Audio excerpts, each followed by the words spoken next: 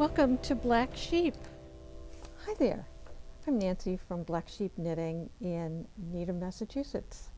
In my local yarn, this is my local yarn shop, actually my shop. And we cater obviously to knitters and crocheters. We do have classes, and we have evening classes, morning classes, a couple afternoon classes. We have openings, especially, I know we have some openings in our Saturday morning class, 10 to 12.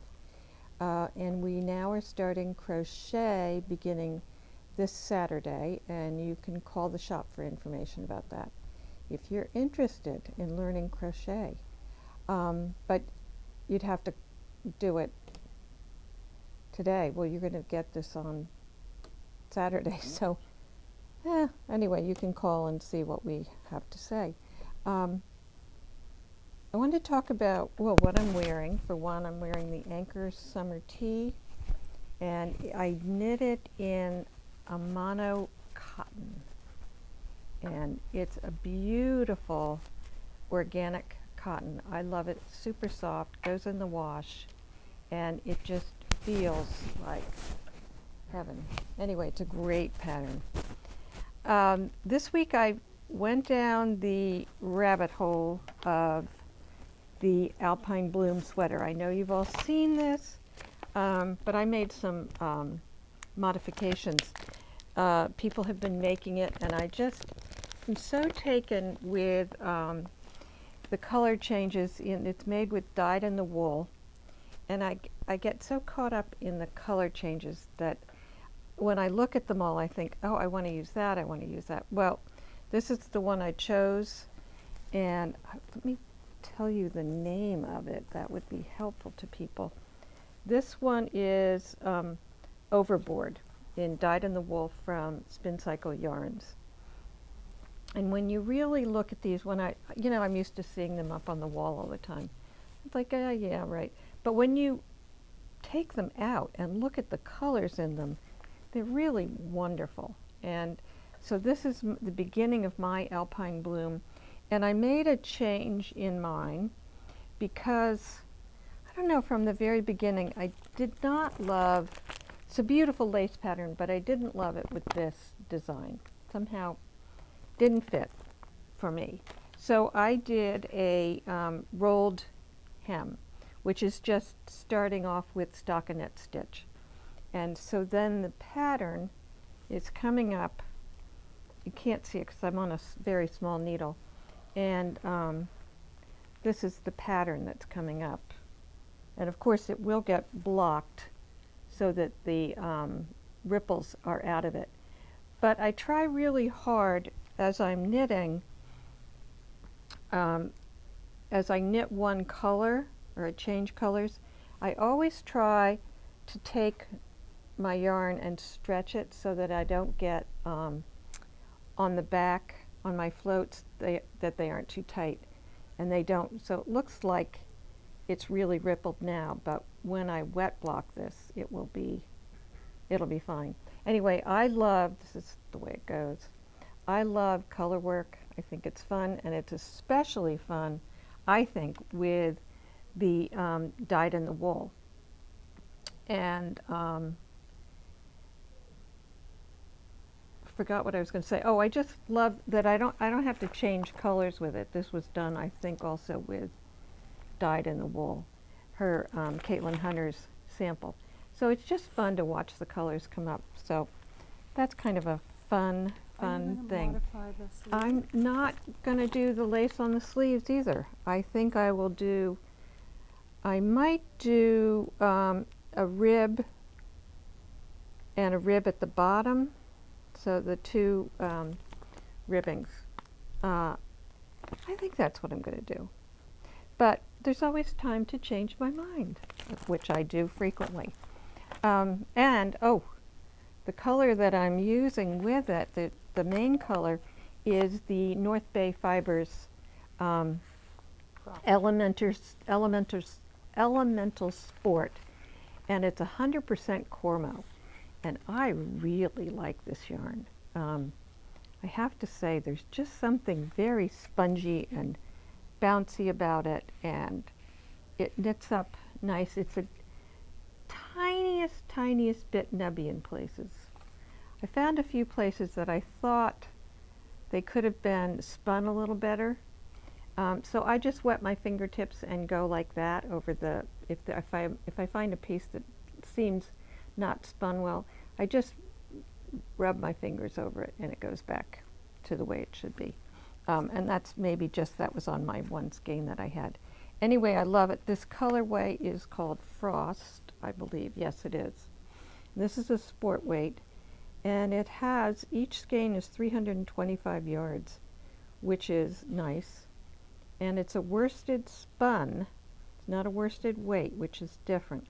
So it's an pretty much unplied, although this looks like it has a little ply to it. But a very nice yarn. It comes in great colors. I wanted to talk about today, a couple things that are going on in the shop. We have a gym next door, and they drop weights. It's very weird. And so we sit here and it feels like we're having earthquakes or something. And they were just doing it. So if I seem startled. And there's a lot of grunting and groaning going on. So we sit here and really, yeah, it's like an orgy. We do a lot of laughing at them at their expense. However, I have a measuring tape here, and I want to talk about measurements. When you're knitting a sweater pattern, mostly this relates to sweater, but it also relates to hats and mittens. Those patterns are written by people who write them for a certain size. Well, there are different sizes, but if you are reading the pattern and you say, well, it says for my size the sleeves should be 17 inches long. Well, fine, except that your arms might not be the same size as the person who wrote this pattern.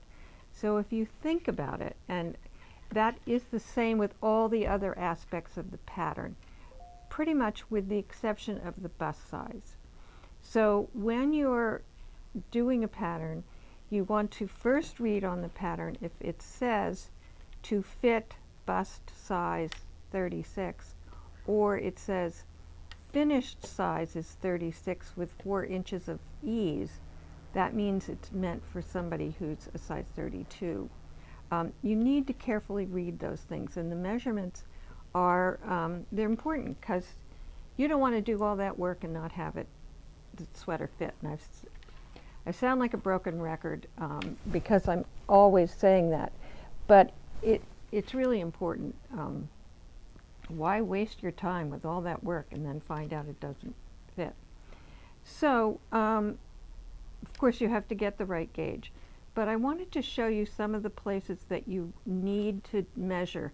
And I would do these measurements, have somebody help you, and log them, put them in your phone, in your notes, or someplace so that they're written down. If you write them on a piece of paper, that's fine if you're good about, filing things or keeping things so they're easily accessible to you.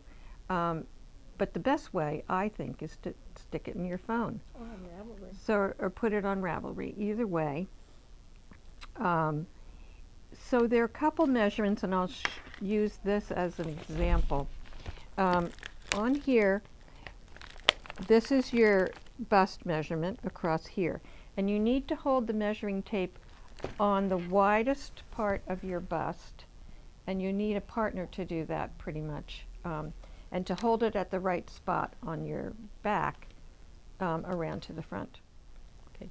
So this is the schematic for this particular pattern. And this will show you the important measurements. So measurement A is your bust. So that's where you're going to start in choosing your pattern, by your bust size, because that is not easily changed once you get going. You want to have, so B is the measurement of your the circumference of your arm.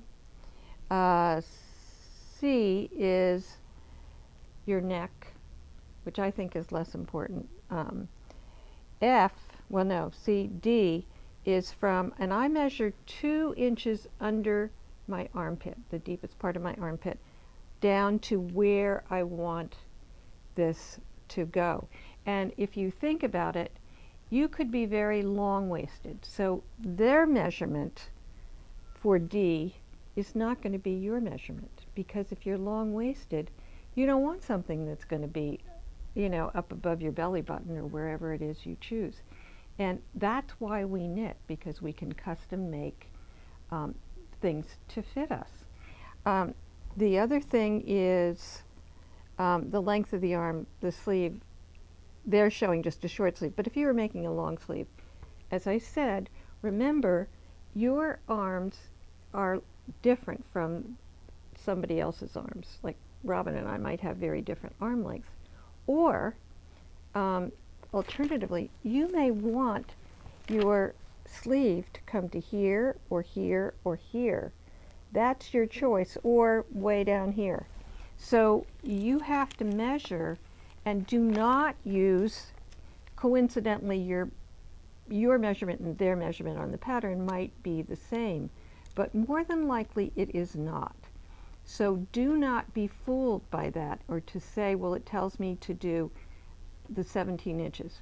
No, it's your measurement, and you have to log that in. I can't tell you how important that is, because you're going to be disappointed.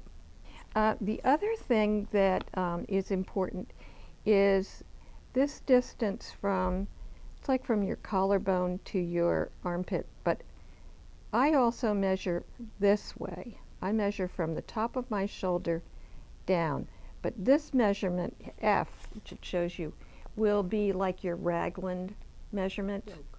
The yoke, but it's where your raglan increases are. The other thing is from your shoulder down here, because you don't want this to be way up in your armpit. You know, it's not going to work. So you need to use the old tape measure. It's really, really, really important. And as a knitter, you have a choice to make something longer or shorter, to make long arms. And as I talked about in the last video about making long sleeves out of a short sleeve sweater. So it's very, very important. What other measurements? Well, and if you're making a hat, you want to measure the person's head around where the hat is going to go. So you might have, and a kid might have a very big head. You might have a tiny little head. Your partner might have a really big head if you're making a sweater or a hat for them. So use your measuring tape. I can't tell you how important that is. So go to sizes, and it says the measurements given are for the finished garment. This sweater is designed to fit with 2 to 8 inches of positive ease at the bust. So the measurements given for the sweater have 2 to 8 inches of ease. So when you look at the chest circumference, you have to factor that in. And you know, don't just get a pattern and start knitting. Read the information. And I've said this many times before, they don't write all this stuff because they want to fill up space. They want to have it as concise as possible. So they're doing it for a reason. That's important information, so read it all. What did I want to mention? Saturday is Knit for Food Day. And I know it coincides with a lot of protests that are going on, marches. But if you can make it and come and see us, come, and we just ask that you make at least a $10 donation to one of the food charities that Knit for Food sponsors. There's Feeding America, there's World Central Kitchen, No Kid Go Hungry. There might be one other. Meals on Wheels, I can't remember, but we'll find it. The other thing to remind you of is local yarn shop day, which is on April 26th, I believe. And I think we'll have some special events going on here. Not quite sure what I'll cook up yet, but I'll think of something. So I think that's all I have to say today. I hope that your week is filled with lots of knitting, lots of planning on knitting, lots of sort of looking at great things on Ravelry or your favorite yarn website. It's a fun thing to do. I think that's one of the fun things about knitting. This morning in my class they were saying, we just love starting new projects. That's like the most fun. And it is. But it's also dreaming about new projects and looking at Ravelry and looking at what people have done. I find is really fun, and it keeps my mind off other things that I don't want to have to think about. Robin is plugging our Friday afternoon, then they knit sessions from 3 to 5, and I'll tell you, those people have so much fun. They become good friends, and you get lots of support for what you're knitting. You get inspired by other people's knitting, and some people will help you. I mean, I see people helping each other all the time. So it's a great time. We often have people come in, this Saturday we knit for food from 3 to 5, but we also have knit-alongs on. Giovanna usually they've been doing the Alpine Bloom. So come in and do that, get support for that, get help. Giovanna is usually here. And stay tuned for new workshops and maybe another little surprise coming this week or next week. But stay tuned, you'll find out. Happy knitting. Bye-bye.